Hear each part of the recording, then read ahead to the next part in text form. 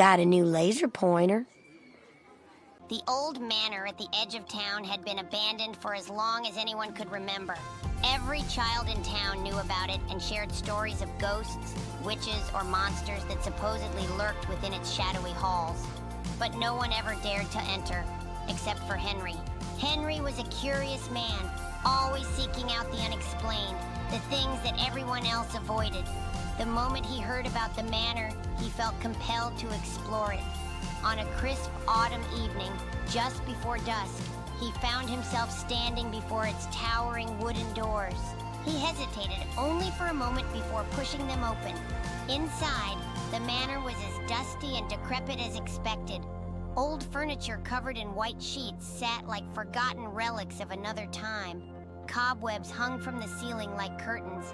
Yet, there was something off. Henry couldn't quite put his finger on it.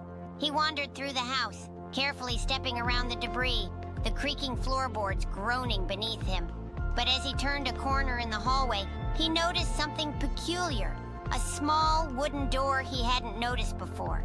It was set low in the wall, almost as if it were meant for someone much smaller than an adult. Henry knelt down and tried the handle. It turned easily, though it seemed it hadn't been opened in decades.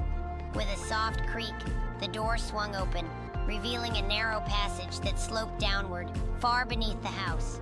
Curiosity overtook caution, and Henry entered.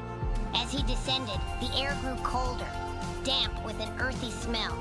The tunnel led into a small circular room. At the center was a well, covered by an iron grate. As he approached the well, a strange noise echoed from the depths. It sounded like whispering. Henry leaned closer, and suddenly, the whispers became screams. Startled, he backed away quickly, his heart pounding in his chest. He needed to leave. But when he turned to head back, the passage was gone. The door had vanished. The walls were smooth stone, enclosing him entirely. Panic set in. He ran his hands along the wall, desperate to find an exit, but there was nothing. The whispers grew louder again, this time more distinct, calling his name.